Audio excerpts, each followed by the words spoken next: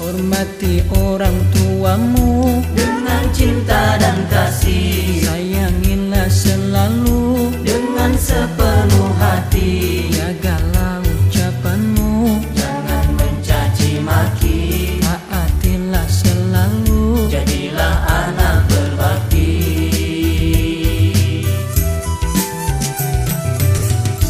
Jangan pernah kau lupa jasa-jasa orang tua. Ringankanlah bebannya, jagalah nama baiknya. rawatlah keduanya selagi masih di dunia. Doakanlah mereka ketika telah tiada.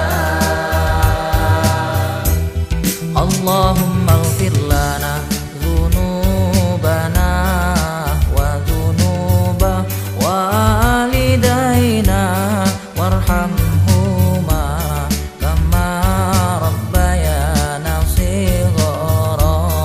Allahumma ighfir lana dzunubana wa dzunuba walidaina warhamhuma kama rabbayana shighara.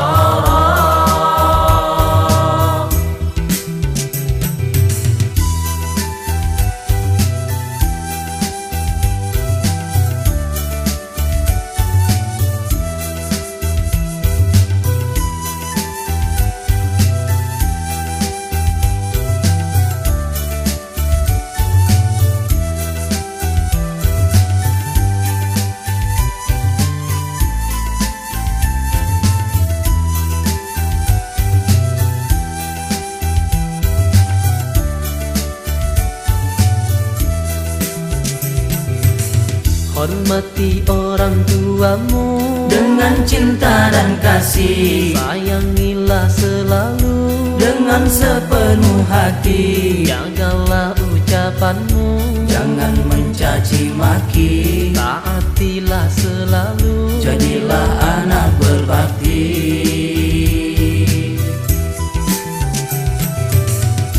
jangan pernah kau lupa jasa-jasa orang tua. Ringankanlah bebannya, jagalah nama baiknya. rawatlah keduanya selagi masih di dunia. Doakanlah mereka ketika telah tiada. Allahumma ighfir lana dzunubana wa dzunuba walidaina warhamhuma kama rabbayana shighara. Allahumma ighfir lana dzunubana wa dzunuba walidaina warhamhuma kama rabbayana shighara. Ya Allah ya Rabbi, ampunilah dosa kami, segala dosa ibu bapak kami. Sayangilah keduanya yang telah mendidik kami semua dari ghairil maghdubi alaihim waladdallin. Wa ila arwahil muslimin wal muslimat wal mu'minin. Fatihah. A'udzu billahi minasy syaithanir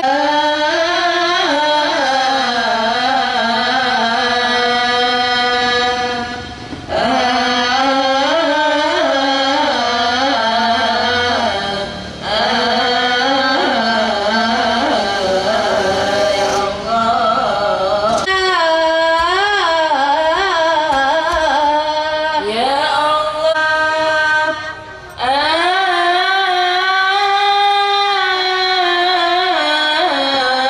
Binjai, insya Allah sebentar lagi sampai.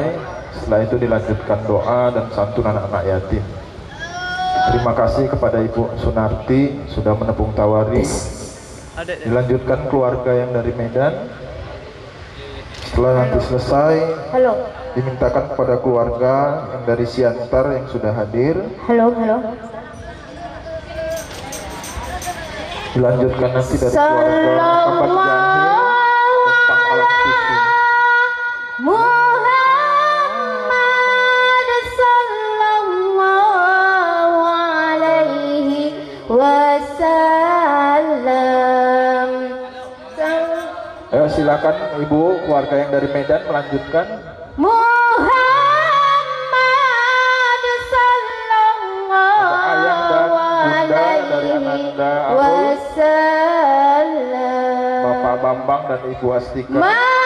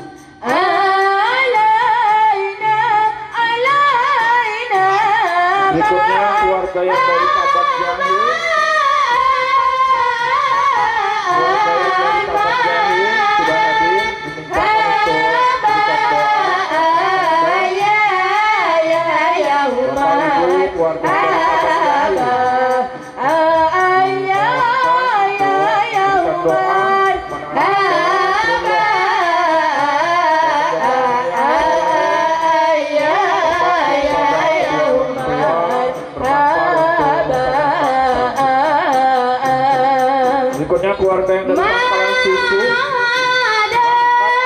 sudah hadir, mohonkan keluarga yang dari Pangkalan Susu Langkat yang sudah hadir,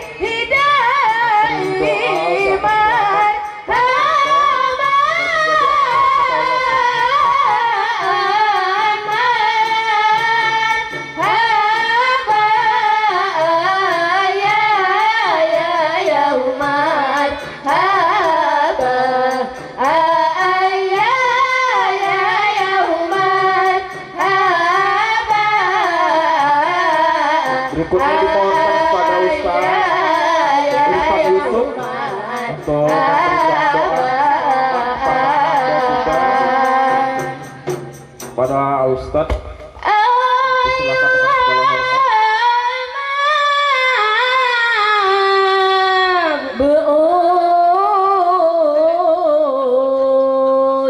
Mab'us fina ya Maulay jita bil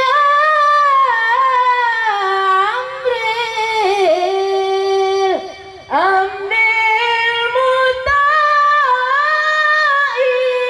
ya Maulay jita bil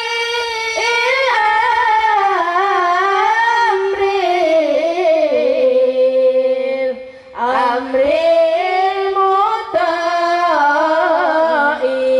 ya Maulay kun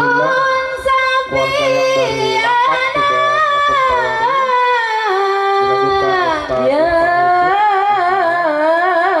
keluarga yang sudah hadir ya Habibana ya Maulay ya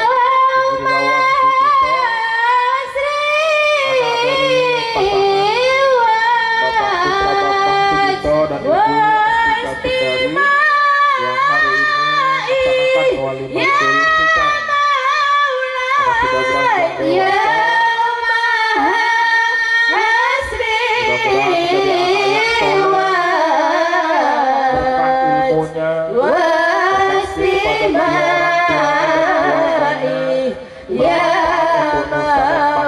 dan keluarganya, Rabbana sholli ala man ala apabila ada keluarga yang baru hadir Rabbana sholli ala man ala ya marhaba ya marhaba alla fi khairi bika ya marhaba alla fi khairi bika ya marhaba wasili sitarun alaina ya marhaba ya marhaba wasbili sitarun alaina ya marhaba marhaban ya nurul aini ya marhaba ya marhaban jadal husaini ya marhaba sallallahu ala Muhammad sallallahu alaihi wasallam sallallahu ala Muhammad sallallahu alaihi wasallam Allahumma salli wa sallim wa barik alaihi. Dimintakan perwakilan ibu-ibu marhaban satu orang untuk menepung tawari mewakili. Ketuanya boleh atau siapa, Bu Ana silahkan untuk penutup. Setelah ini akan kita lanjutkan tausiah ceramah agama yang disampaikan oleh Al-Ustaz Irfan Yusuf SPD, atau yang akrab dipanggil Ustaz Rahul, Ustaz kondan kita juga di Sumatera Utara, berasal dari Langkat. Sekarang beliau bertempat tinggal di Binjai, yang baru saja tiba setelah mengikuti prosesi MTQ tingkat Sumatera Utara di kota. Doa selamat pada Ananda kita dari keluarga, orang tua, paman, bibi, uang, kakek, dan seterusnya. Mudah-mudahan nanti menambah kekuatan kepada Ananda. Assalamualaikum warahmatullahi wabarakatuh. Waalaikumsalam warahmatullahi wabarakatuh. Innal hamdalillah wassalatu wassalamu ala Rasulillah wa ala alihi wa sahbihi wa mawalah. La haula wa la quwwata illa billah. Rabbi adkhilni mudkhala sidqi wa akhrijni mukhraja sidqi waj'al li min ladunka sultanan nasira wa qul ja'al haqqu wa zahaqal batil innal batila kana zahuqa. Wa qala Allah ta'ala fil Qur'anil Karim, A'udzu billahi minasy syaithanir rajim. Bismillahirrahmanirrahim. Wa idh qala Luqmanu li ibnihi wa huwa ya'izuhu ya bunayya la tusyrik billah inna syirka la dhulmun 'adzim. Shadaqallahul 'azim wa shadaqa rasuluhun nabiyul karim.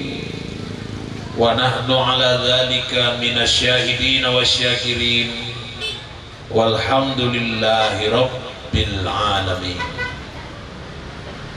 Yang sama kita hormati ahli bait, keluarga besar Bapak Sugito, yang kami hormati hadir bersama kita Ustadz Mahlil dari Pangkalan Susu.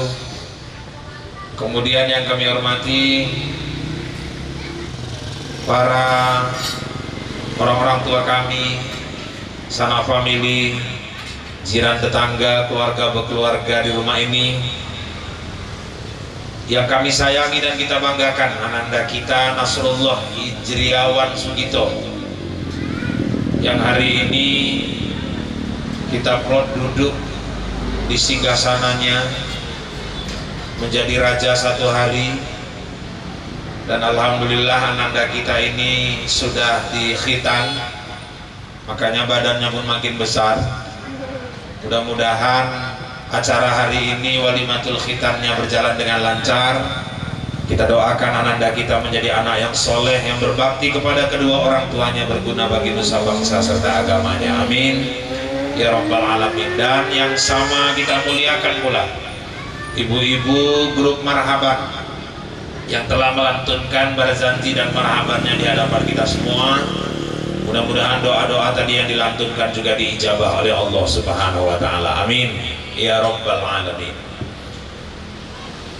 Tuan rumah hari ini mengadakan acara walimatul khitan, dan karena suasananya juga masih suasana Idul Fitri, beliau meminta kepada saya untuk juga menyampaikan hal-hal yang terkait dengan halal bihalal dan silaturahmi. Saya kira tidak ada salahnya saya awali tausiah ini dengan menyampaikan ucapan taqabbalallahu minna wa minkum taqabbal ya karim. Mudah-mudahan amal-amal ibadah Ramadan kita kemarin diterima oleh Allah Subhanahu wa taala. Minal aidin wal faizin, mohon maaf lahir dan batin. Bapak-bapak, ibu-ibu sekalian yang dirahmati Allah, memang suasana pandemik saat ini menyebabkan segala aktivitas manusia menjadi lebih terbatas. Ini alhamdulillah keluarga Pak Sugito masih bisa melaksanakan acara hari ini, walaupun ini udah siaran tunda ya Pak. Semestinya ini 2020, tapi karena suasana pandemi tertunda sehingga baru bisa dilaksanakan hari ini. Ada jemaah bertanya sama saya, Ustaz, kenapa ini kok suasana COVID ini nggak berakhir-berakhir? Karena kemarin ada dugaan insya Allah 2021 habis, tapi sampai sekarang kok justru belum selesai. Saya bilang ini salah satunya kesalahan petugas-petugas pemerintah di lapangan. Apa salahnya Pak Ustadz? Karena waktu itu mereka membagi bantuan pemerintah. Nah, ketika sampai bantuan itu kepada orang-orang miskin, nenek-nenek itu nanya, ini bantuan apa? Bantuan COVID nih. Ya udah, nenek itu doakan mudah-mudahan COVID-nya panjang umur, murah rezeki dan sehat selalu. Makanya sampai sekarang COVID-nya pun jadi gak habis-habis. Bapak Ibu yang dirahmati Allah, itu makanya ada satu hikmah pelajaran yang luar biasa yang Allah berikan. Allah tunjukkan kekuasaannya hanya dengan satu makhluk yang kecil, tapi rusak tatanan kehidupan manusia di bawah. Saya baca berita hari ini untuk haji tahun ini saja belum ada kepastian terkait pandemi juga. Dan yang lebih menyedihkan, Arab Saudi mensyaratkan yang boleh masuk ke sana mengerjakan haji yang sudah divaksin. Indonesia banyak jemaahnya sudah divaksin, problemnya Saudi nggak mau terima kalau vaksinnya tidak disertifikasi oleh WHO.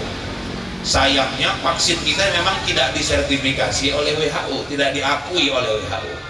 Jadi baru 11 negara yang diizinkan masuk mengerjakan haji, dan 11 itu tidak ada Indonesia.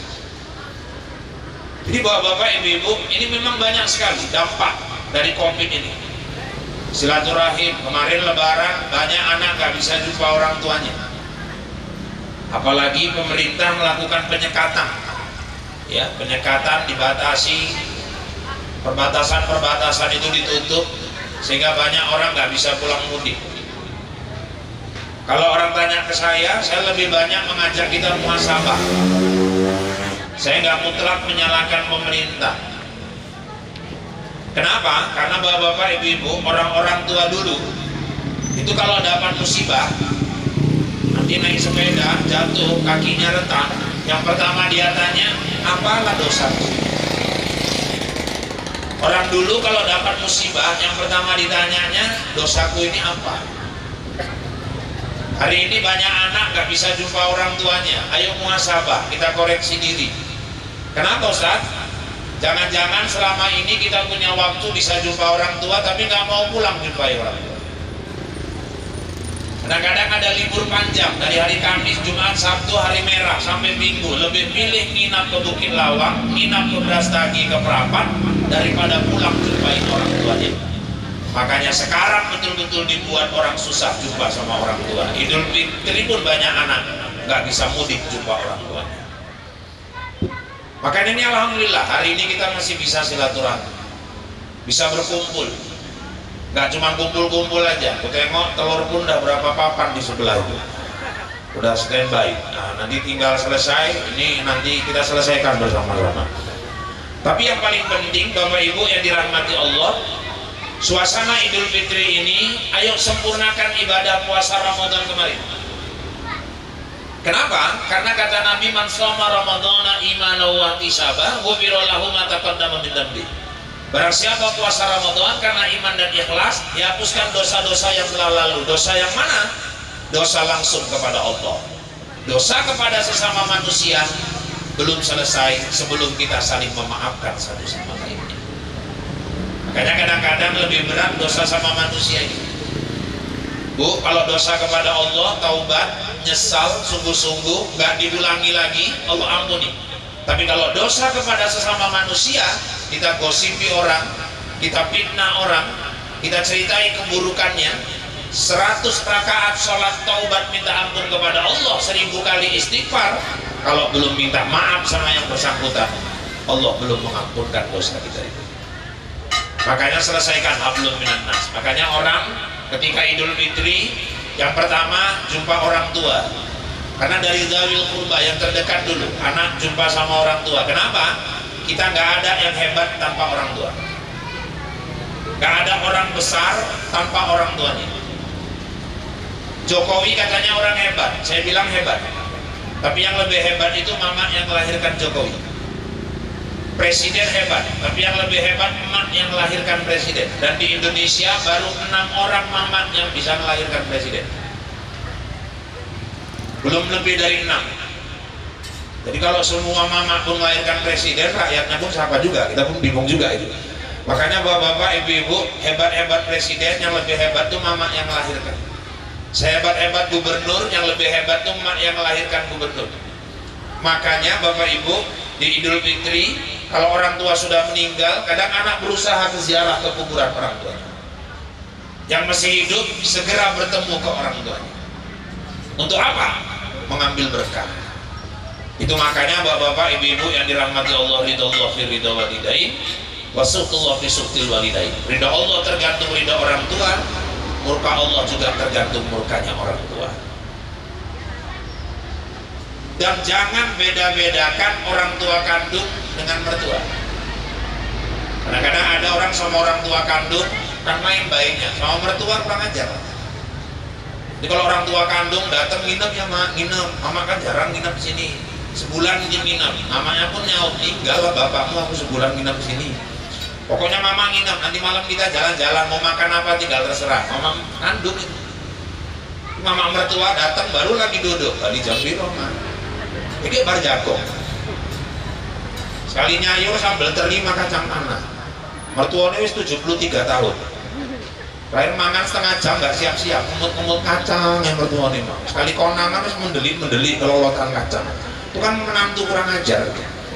Kadang-kadang datang mertuanya naik sedan. Mertuanya kaya pak? Bukan, sedan itu maksudnya sepeda dangdut. Asal didayung semua marga keluar, sirait, siregar, sirait, siregar. Menantunya ngintip dari dalam. Wis duit meneh. Hancur urip koyo gini. Suwi-suwi koyo ATM. Masuk mertuanya, Assalamualaikum, Waalaikumsalam. Anu lakimu kerja pak. Anak-anak sekolah, ini ada undangan Pak Lurah mau pesta. Kapan Pak? Tanggal 26. Bapak pulang ya, padahal nggak ada minta duit. Kayak apa dosa menantunya? Doa suuzon, buruk sangka, doa menghina mertua. Makanya nggak ada berkah orang berumah tangga hidup kalau dia nggak punya sopan santun, dia tidak menyayangi orang tuanya. Kalau kau mau mulia hidup, muliakan dulu orang tua. Itu pesan Rasulullah SAW. Makanya saya waktu 2 hari nikah sama Anjeli, orang rumah. Ya Rahul kan istrinya Anjeli. Ya Bu ya, orang-orang aja yang bilang aku Rahul, aku pun nggak perasaan mirip gitu. Cuman memang Rahul yang mirip aku, ini yang jadi masalah. Jadi bapak-bapak, ibu-ibu yang dirahmati Allah, 2 hari nikah, mama saya nyabut di rumput di depan. Istri saya tanya, Dik, itu yang nyabut rumput siapa? Ya mama abang. Loh, bukan mamamu, saya bilang. Oh ya mama kita. Dia salah jawab. Kalau nggak aku akui biar jelas, aku bilang sama dia. Dek, itu yang nyambut rumput itu tiang hidup. Sandaranku ini. Ini lakimu ini yang kau kejar-kejar sampai kepleset. Aku bilang gitu, padahal aku yang ngejar biar dia jangan pede kali gitu maksudnya. Ini bisa kayak gini tuh, itu tangan dia. Aku minta sama kau, kalau kau nggak bisa bahagiakan dia, paling tidak jangan bikin dia menangis. Aku paling takut kalau emakku ngomong, Irfan, aku nggak tahan kali mulut istrimu ini. Sekarang kau pilih aja lah, kau pilih mama atau pilih dia. Kalau itulah pilihan yang dihadapkan mamaku sama aku, dari sekarang aku tegaskan, yang aku tinggal kau.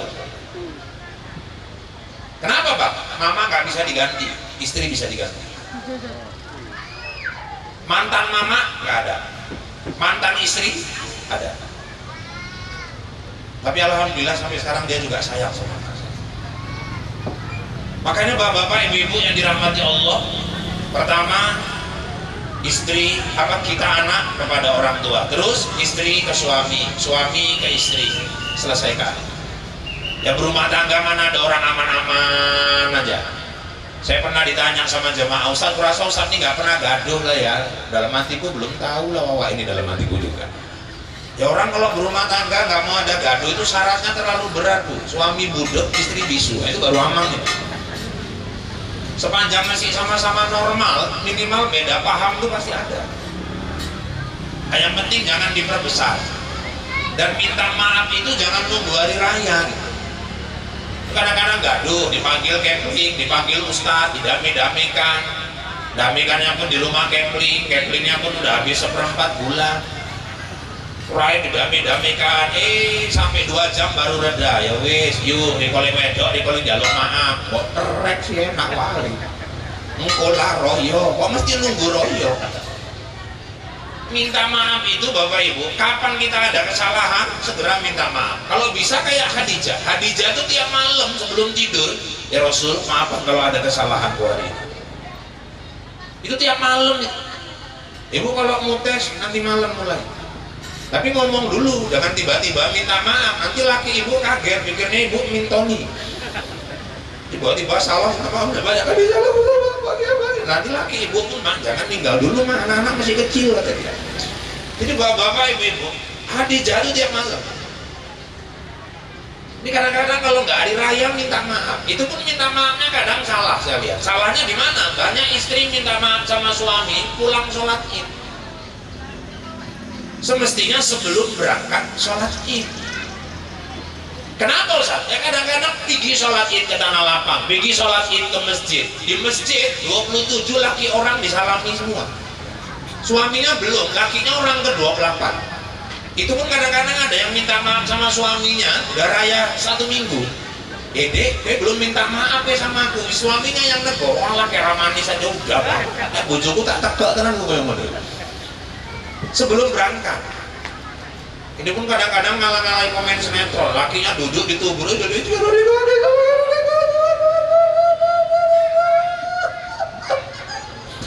ibu kalau mau ngomong dulu. Kalau mau nangis dulu.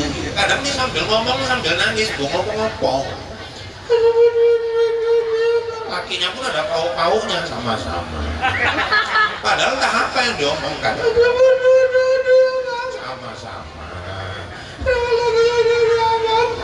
Padahal mau ngomong-ngomong.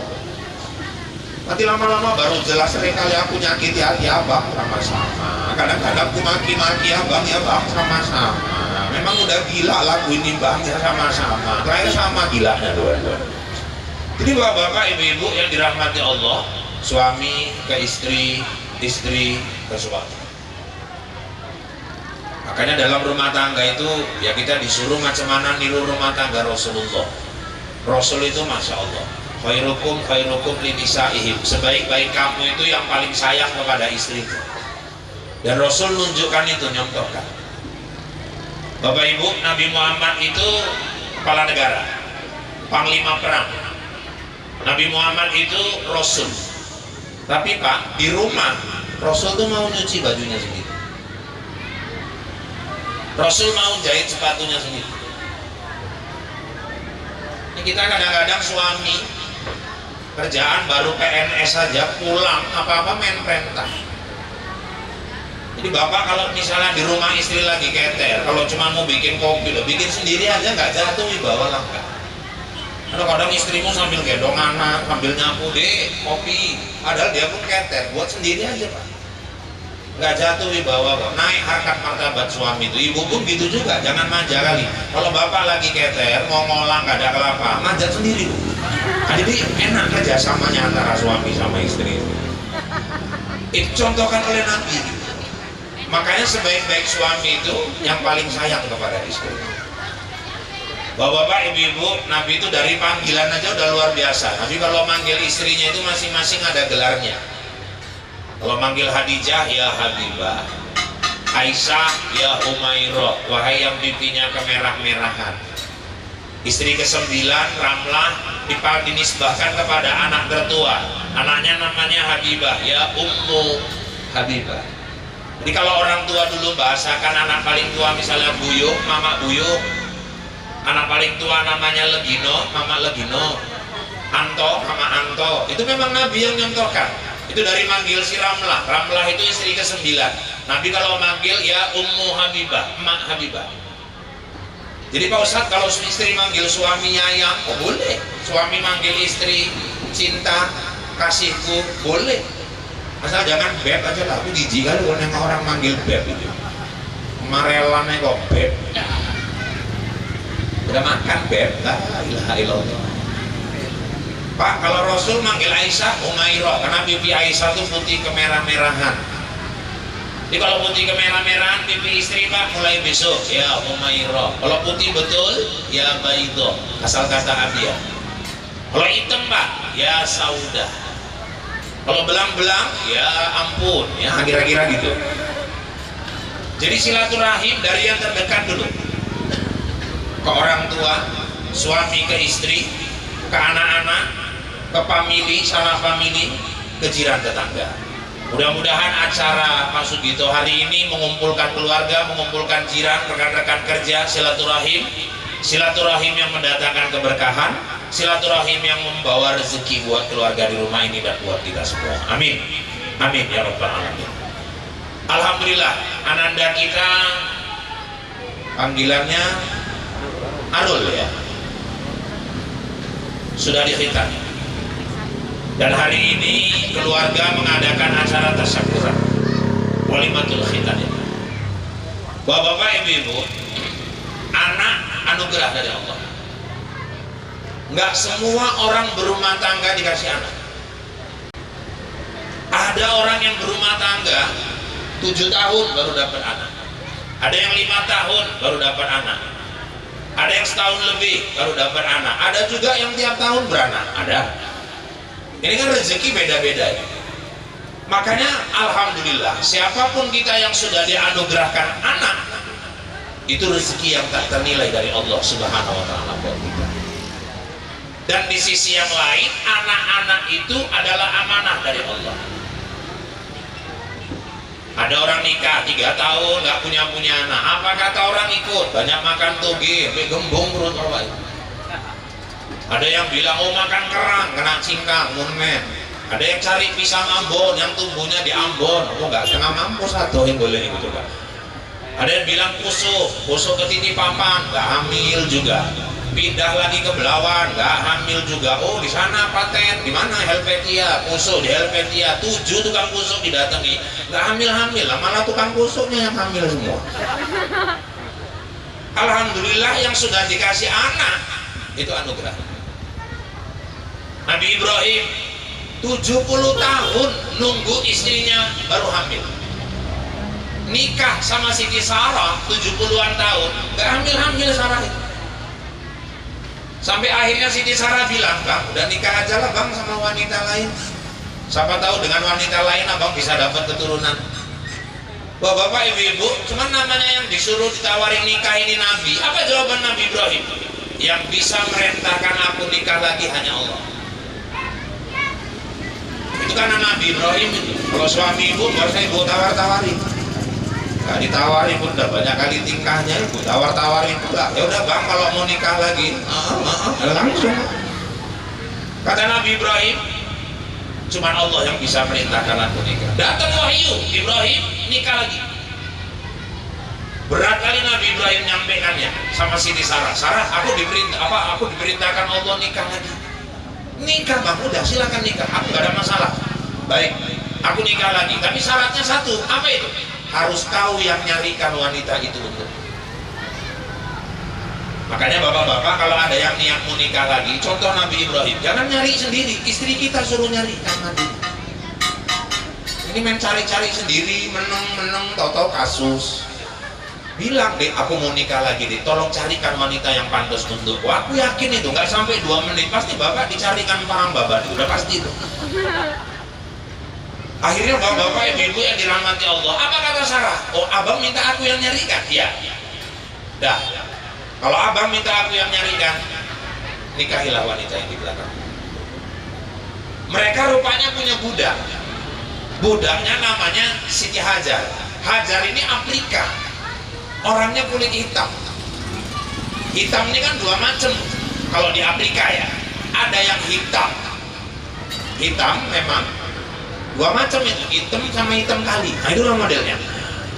Kalau yang ceramah kan hitam manis. Nah ini beda lagi dia.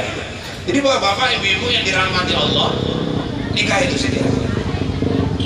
Akhirnya bapak-bapak, ibu-ibu, karena memang diperintahkan nikahi Hajar, nikahilah Hajar, dan akhirnya Hajar pun hamil.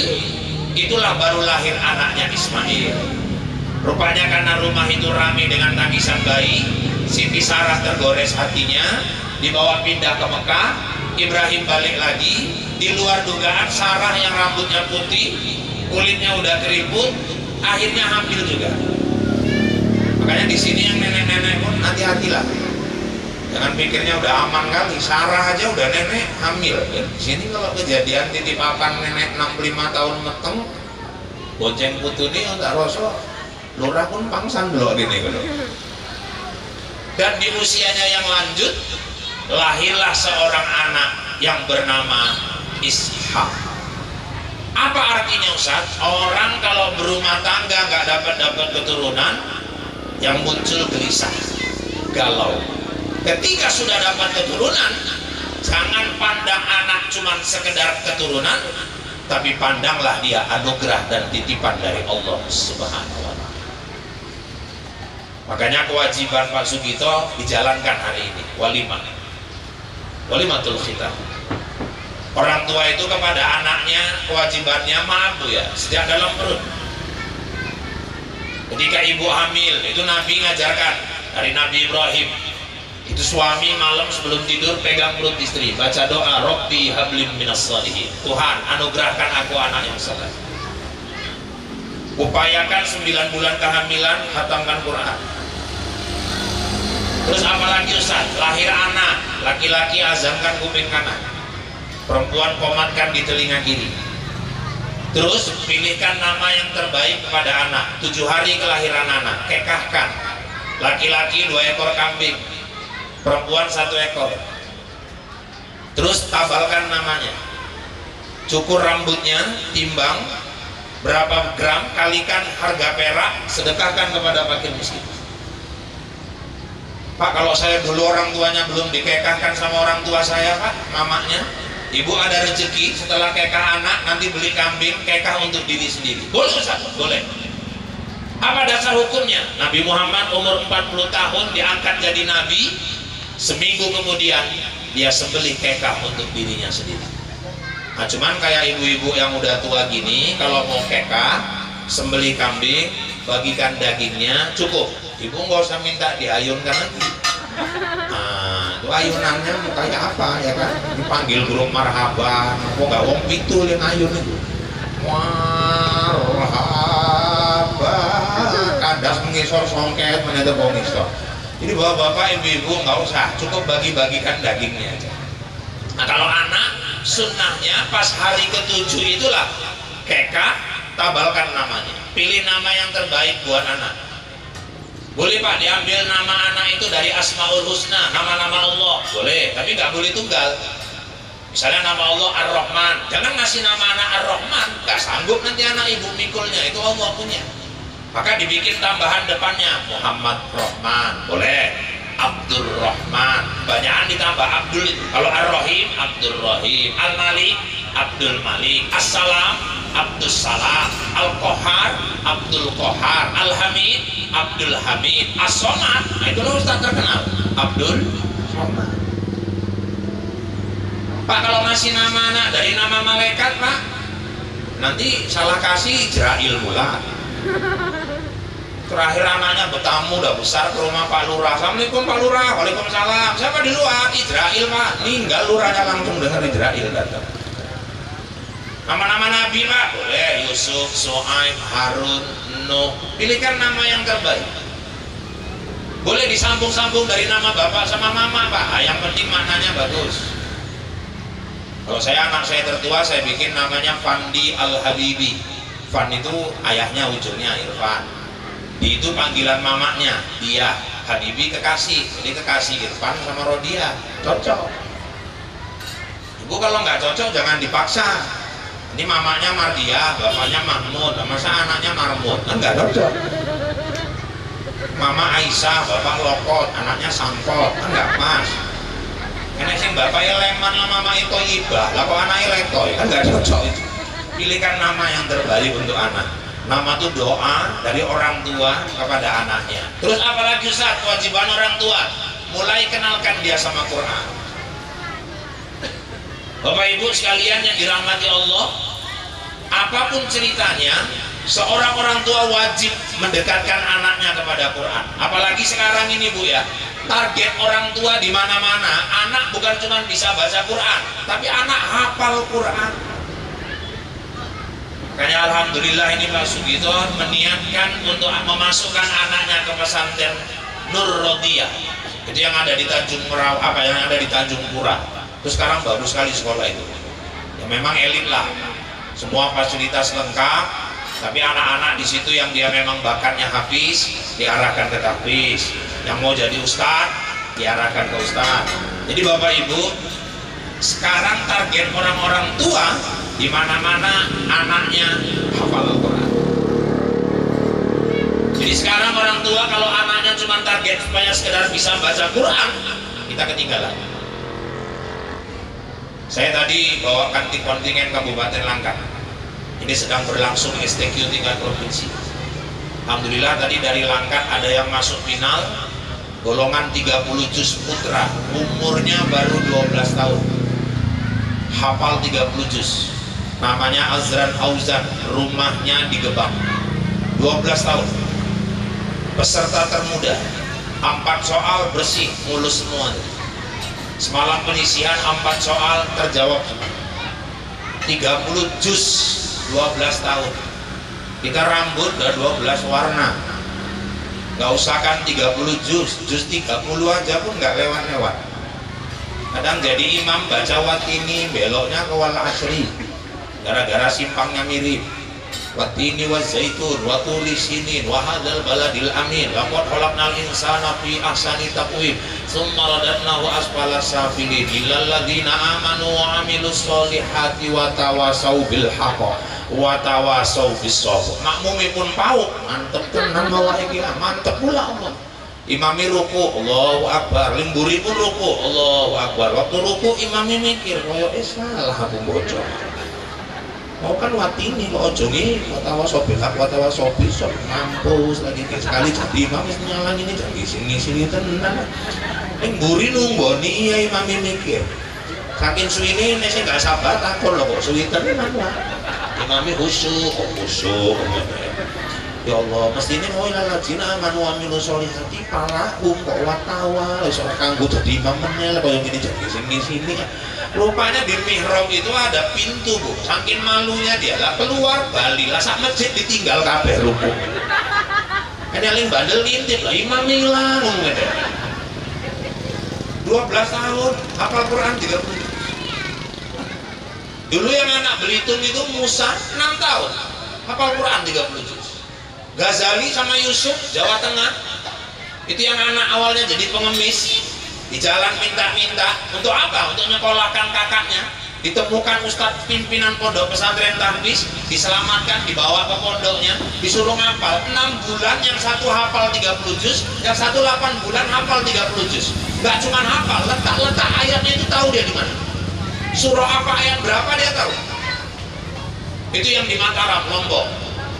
Ada seorang anak juga itu. Siapa namanya pun saya lupa, itu yang cacat orang. Ya, Hanaza itu luar biasa, kakinya cacat tapi ininya nggak cacat. Kalau ngomong kurang jelas Bu, tapi kalau baca Quran lantang 30 juz hafal dan dia bisa nerjemahkan. Itulah dulu yang di RCTI Syekh Ali Jaber diciumnya kaki. Subhanallah. Makanya ikhtiar Pak Sugito masukkan ini ke pesantren itu gak betul. Anak yang hafal Quran itu dia bahagiakan orang tua bukan cuma di dunia sampai ke akhirat. Karena anak yang hafal Al-Quran dia bisa nolong orang tuanya nanti yang masuk ke neraka. Di akhirat ada orang tua masuk neraka, anaknya nuntut, ya Allah itu bapakku ya Allah, bapakku ya Allah, tolong bapakku ya Allah. Malaikat angkat bapaknya. Loh, apa hebatnya anak ini ya Allah kok bisa ngangkat bapaknya? Anak itu hafal Quran 30 juz. Terus kini wak munggah mereka polisi nganggui rondo ya udah diselamatkan sama anaknya. Makanya bapak-bapak ibu-ibu yang dirahmati Allah, anak itu titipan. Kenalkan dia kepada Allah, dekatkan dia sama Al-Quran. Siapa nggak bahagia orang tua tiap malam dengar anaknya baca Quran di rumah? Nawiru buyutakum bi qiraatil Quran. Sinarilah rumahmu dengan bacaan Al-Quran. Kalau anak ibu di rumah baca Quran, itu dari atap rumah ibu memancar nur cahaya ke langit. Dari celah-celah cahaya itulah malaikat rahmat masuk ke rumah kita. Kalau malaikat rahmat masuk ke rumah, rumah itu pun tentrem, rezeki murah. Oh, jadi bisa diundang malaikat rahmat Ustaz? Bisa. Caranya suruh anak baca Quran di rumah. Kita baca Al-Quran tuh di rumah. Cuma memang ada rumah yang walaupun orangnya rajin baca Quran, malaikat nggak mau masuk juga ke rumah itu. Rumah siapa Ustaz? Innal malaikata la tadkhulul baitam fihi kalbun wala surah. Malaikat nggak mau masuk ke dalam rumah yang dalam rumah itu ada anjing sama patung. Satu anjing, kedua patung. Patung yang sempurna, bentuk satu makhluk, cuman nyawa aja yang nggak ada. Pak, kalau keramik Pak, cuman kepala harimau doang, tapi badan kakinya nggak ada, itu nggak patung. Tapi kalau keramik gajah lengkap, belalai, badan, kaki, tangan semua ada, cuman nyawa yang nggak ada, itu patung. Tapi kata Nabi, boneka nggak masuk kategori patung, dia mainan. Satu lagi yang nggak masuk malaikat rahmat itu rumah yang ada anjingnya, dan yang nggak masuk itu malaikat rahmat. Kalau malaikat mencabut nyawa masuk juga. Nah, walaupun 17 ekor anjing mawa itu, kalau Israel tetap masuk. Bukan cuma yang punya rumah, anjingnya pun putus disikat Israel juga gitu. Jadi bapak-bapak, ibu-ibu, dekatkan anak-anak kita dengan Al-Quran, dekatkan anak-anak kita dengan pendidikan akhlak. Karena biar bagaimanapun anak harus jadi qurrata a'yun, menjadi perhiasan buat mata kita, perhiasan buat pandangan kita. Kenapa?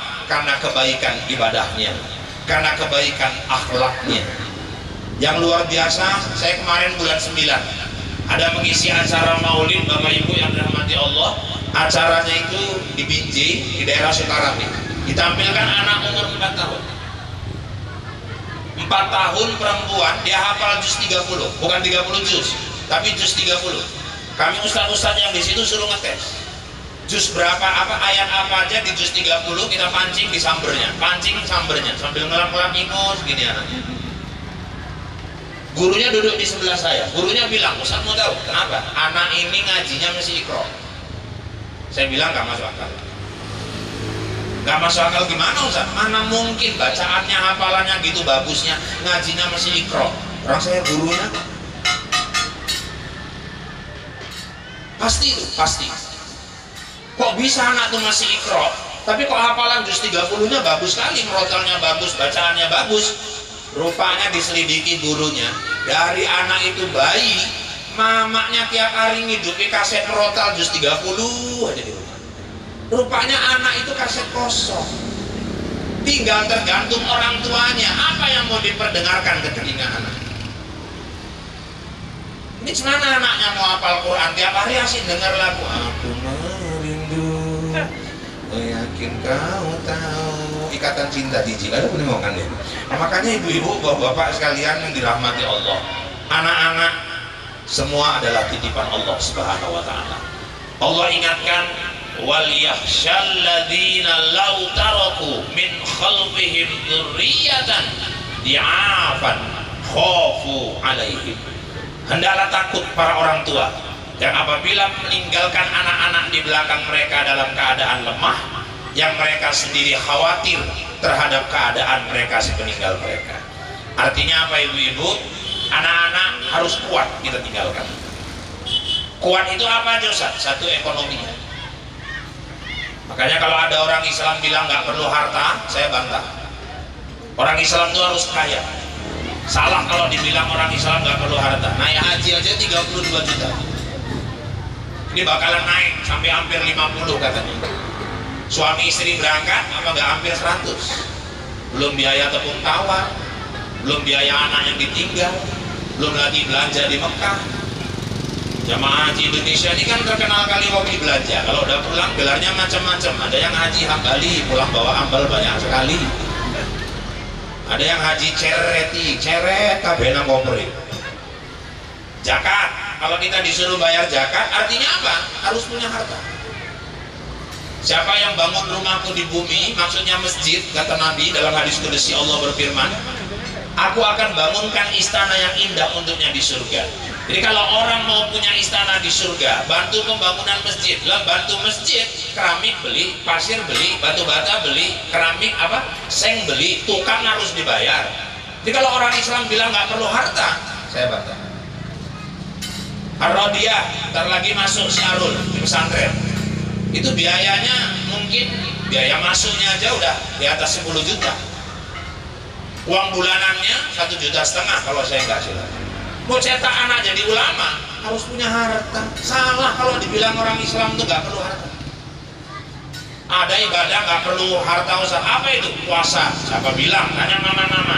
Belanja mana lebih ngeri, bulan biasa sama bulan puasa? Bulan puasa. Cuma kadang bapak aja yang nggak paham. Kasihan kadang nengok mama-mama nih, bulan Ramadan bukan ditambahi belanjanya. Padahal makin ngeri tuh, sahur, makan malam, bukaan, jam 6 tuh susun di meja tuh, cendol, risol, dolondol, ngolong-ngol, rendang jengkol, jambu bol, dodol. Terakhir habis maghrib ditekan semua satu rumah tuh beol-beol. Siapa bilang orang Islam gak perlu harta? Ada ibadah gak perlu harta Ustaz? Apa itu? Sholat. Loh, telepon paling murah cepet limpun. Ustaz kok tahu? Saya ikut jualan makanya tahu sedikit gitu. Sejadah beli. Jadi kalau ada orang bilang orang Islam nggak perlu harta, saya bantah. Bu, Pak, orang tua yang benar meninggal dia tinggalkan anak-anaknya dengan ekonomi yang mapan. Oh, kaya miskin itu kan masalah takdir Ustaz, belum tentu. Banyak juga orang miskin karena masalah malas. Makanya kalau ibu punya suami pemalas, suami ibu itu dibenci Allah. Orang Islam tuh karakternya pekerja. Orang Islam tuh punya etos semangat kerja yang tinggi. Jangan tinggalkan anak-anak dalam keadaan miskin. Anak-anak ditinggalkan dalam keadaan miskin berbahaya buat akidahnya. Banyak orang pindah agama karena miskin. Banyak orang jual agama karena miskin. Mapankan ekonomi. Tapi ekonominya kuat, ilmunya nggak kuat, bahaya juga. Banyak orang tua ninggalkan anak harta tapi nggak ninggalkan ilmu. Akhirnya anaknya bacok-bacokan rebutan harta. Akhirnya orang tuanya menjerit juga di dalam kubur. Maka bapak-bapak, ibu-ibu, anak wajib kasih dia pendidikan akhlak, wajib kasih dia pendidikan tauhid, kenalkan dia kepada Allah. Dan yang ketiga, anak harus didekatkan kepada Al-Quran. Oleh karena itu kepada Pak Sugito kita ucapkan selamat atas walimah putranya, dan insya Allah putranya juga akan segera masuk ke pesantren. Mudah-mudahan ini menjadi anak yang soleh, yang membahagiakan orang tuanya bukan cuma dunia tapi sampai ke akhirat. Di Setabat ada anak hafal 30 juz Al-Quran, sekarang tinggalnya di Abu Dhabi. Jadi imam masjid di sana. Jadi dulu dia mau kuliah ke PT IKI Jakarta, tahun berapa itu saya lupa, 2009 atau berapa. Berangkat mau kuliah di PT IKI, rupanya ibu-ibu iseng-iseng ikut penerimaan jadi imam di Abu Dhabi. Rupanya lulus. Telepon mamanya, "Mak, aku lulus jadi imam di Abu Dhabi." Abu Dhabi itu mana nak? Katanya. Mamanya kan taunya cuma Abu Dapur. Abu Dhabi itu ya di Arab sana mak. Nah, itu mau berangkat ke sana. Jadi maksudnya aku minta izin mak. Ya udahlah, minta izin aja lah sama gurumu. Aku nggak tahu yang kayak gitu-gitu. Kalau kata gurumu di pesantren boleh, mama izin. Kalau enggak, jangan berangkat. Gurunya bilang, "Oh, kuliahmu nanti kayak mana?" "Kuliahnya ya di sana Ustaz." Ya udah, berangkat. Kesempatan belum tentu datang 2 kali. Berangkat dia ke sana, rupanya dikasih rumah. Kuliah difasilitasi. Di sana jadi imam nggak boleh megang sapu Pak. Kalau imam megang sapu langsung direbut jemaahnya. Haram, mamnu. Haram, nggak boleh, terlarang, direbut sapunya. Imam-imam sana dihormati betul. Gajinya pertama masuk ke sana 15 juta Pak sebulan. Sekarang udah 50-an juta gajinya. Jadi imam masjid tetap. Di Indonesia aja imam merangkap tukang bros kamar mandi. Imamnya nyapu. Dan nanti salah bikin laporan masjid dicurigai. Makanya banyak imam kita cepat meninggal. Di sana 50 juta jadi imam gaji. Tapi syaratnya harus hafal 30 juz Quran. Dah, terakhir silakan Pak. Waalaikumsalam. Terakhir bapak-bapak, ibu-ibu, alhamdulillah hari ini juga keluarga mengumpulkan anak-anak yatim. Anak yatim ini secara zahir kita lihat sepertinya lemah, tapi pada sisi yang lain mereka punya kekuatan yang dahsyat, kekuatan yang luar biasa. Dan jangan pernah sepelekan anak yatim. Bahkan ada ayat khusus yang melarang kita menyakiti dan menghardik anak yatim. Kenapa? Karena Nabi Muhammad itu juga basicnya adalah anak yatim. Tidak sedikit anak yatim yang juga sukses. Maka perintah Nabi, kita yang suka memberi makan kepada anak yatim, di surga nanti posisinya seperti ini kata Rasulullah, dengan mengangkat dua jarinya dapat duduk bersebelahan di dalam surga. Makanya inti dari dikumpulkannya anak yatim ini sedekah. Keberkahan hidup salah satunya dengan sedekah. Orang tua dulu kalau mimpi gak enak, 3 malam berturut-turut tidur mimpinya gak enak, feeling perasaannya gak enak, bikin nasi urap, telur rebus, ikan asinnya pakai jaket, maksudnya goreng tepung kan pakai jaket ya. Nah, jadi kadang-kadang bikin bubur merah putih, antar-antarkan ke rumah-rumah tetangga. Alhamdulillah gak ada kejadian apa-apa. Yang menyelamatkan itu bukan urapnya, bukan bubur merah putihnya, tapi sedekah. Makanya komplit yang dibikin Pak Sugito ini ikhtiar, supaya berkah undang penceramah, supaya berkah undang marhaban, supaya berkah doa bersama, supaya berkah minta doa lagi anak yatim. Sedekah, sedekah itu menolak bala. Itu makanya bapak-bapak, ibu-ibu di Perbaungan ada kejadian angin puting beliung, berapa rumah hancur.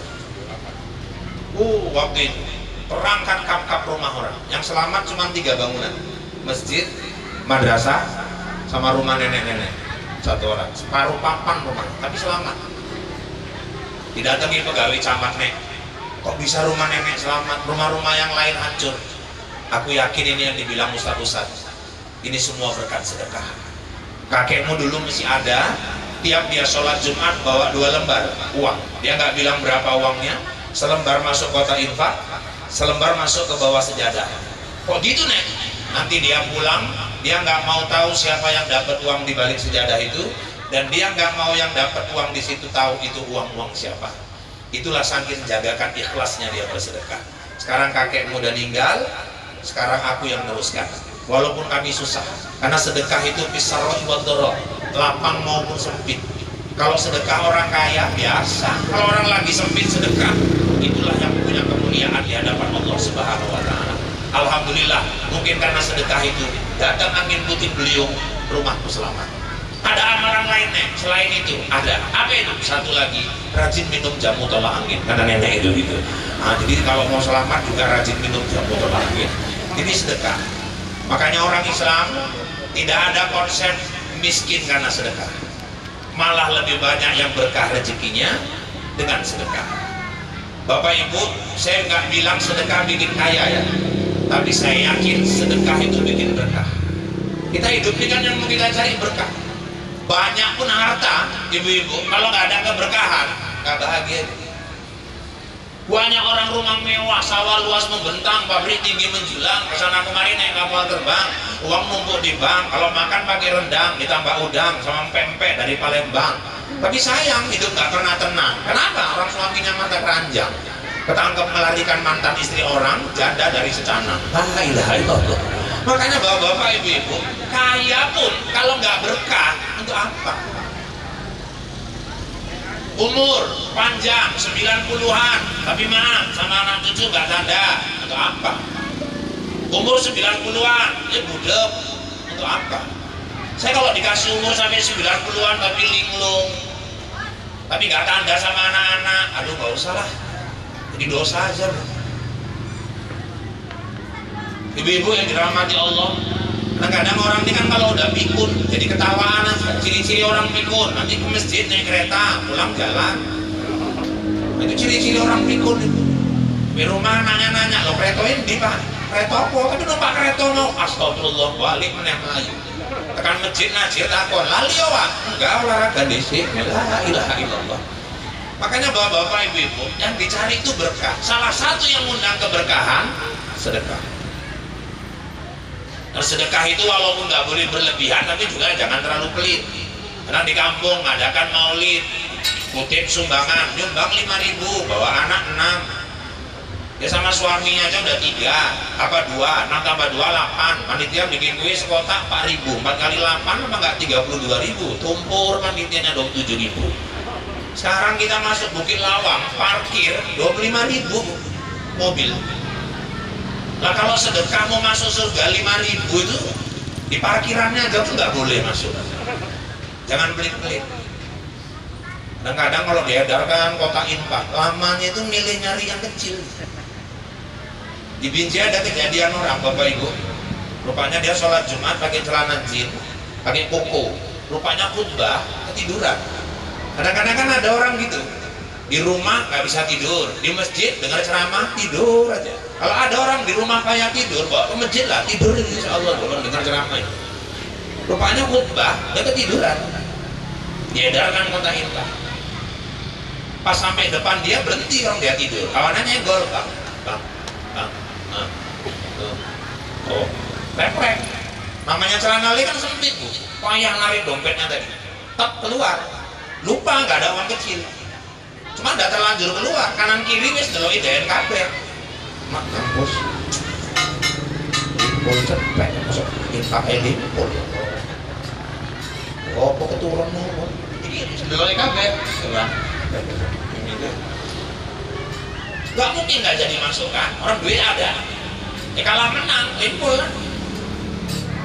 Ngelipetnya pun lama kali. Abot tenang masuk limpul. Leboke, geser. Dideloi yang pelopok kotak mau ngaku. Sampai ujung ditengok ini. Muter ke belakang, lirik ini. Sampai ke belakang sebelah kanan, disitulah baru kena dia. Tetangga belakang rumahnya kerjanya ngocok-ngocok, nggak masukkan cepet.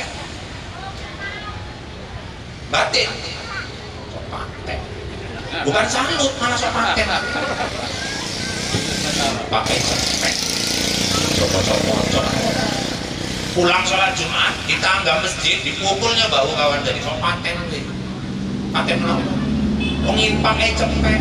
Kita kerja, ngocok-ngocok, anak gue di sekolah, boleh infak, tapi 5 jam. Lo kok pilih mereka? Kok ngakulin ngebokin? Apa sih musuh saya masuk ke cepet? Sok paten gue, bukan sok paten, gue gak ngerti ceritanya. Lo ceritanya piye? Iku mau ngetok ke dompet, duitmu tiba, aku lebokin nang kono, lu terbantuin wae. Jadi gini lo cepet limpul, iya kampus lagi. Nyesel tuh ada ngeluarkan cepet limpul. Padahal cepet limpul itulah yang sudah pasti nunggu di akhirat. Sementara yang jutaan yang sama dia belum tentu bantu dia di akhirat. Ini hari yang dikeluarkan Pak Sugito buat anak yatim. Itulah nanti yang nyambut beliau di sana. Itulah yang merangi kuburnya. Itulah yang melapangkan kuburnya dengan catatan semuanya ikhlas lillahi ta'ala, semata-mata karena Allah Ta'ala. Oleh karena itu anak-anak yatim yang diundang, didoakan ananda adik kita Arul, mudah-mudahan sehat selalu, mudah-mudahan berkah, mudah-mudahan sekolahnya nanti juga sukses, jadi anak yang soleh dan soleha sesuai dengan cita-cita dan harapan orang tuanya.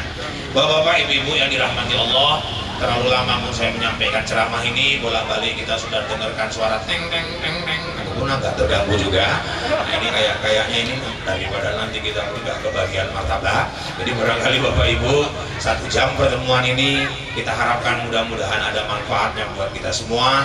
Semua yang sudah berperan di acara ini, grup marhaban dan lain sebagainya, mudah-mudahan mendapatkan keberkahan dari Allah Subhanahu wa taala. Selamat kepada ananda kami Arul, selamat kepada Pak Sugito dan keluarga. Mudah-mudahan acara ini diberkahi dan diridhai Allah Subhanahu wa taala. Demikian informasi aktual, faktual, tajam dan terpercaya yang dapat saya sampaikan melalui liputan 6 SCTV siang ini. Mudah-mudahan yang saya sampaikan bawa manfaat buat kita semua. Saya Rahul, Anjeli, Ica, Tapasya, Taki, Gopi, Marcel, Suci dan seluruh kerabat kerja yang bertugas mohon diri dari hadapan Anda. Kita bertemu kembali lewat kesempatan namun dalam gelombang yang sama dalam acara berpacu dalam ibadah. Buah durian, buah kedondong. Sekian dulu dong, burung irian, burung cendrawasih. Cukup sekian dan terima kasih. Kue bangkit, si kue loyang, kacang tojin, si kue bawang, itulah kue hari raya Idul Fitri. Ini saja barangkali yang dapat saya sampaikan. Saya kembali ke Bombay. Wabillahi taufiq wal hidayah. Wassalamualaikum warahmatullahi wabarakatuh.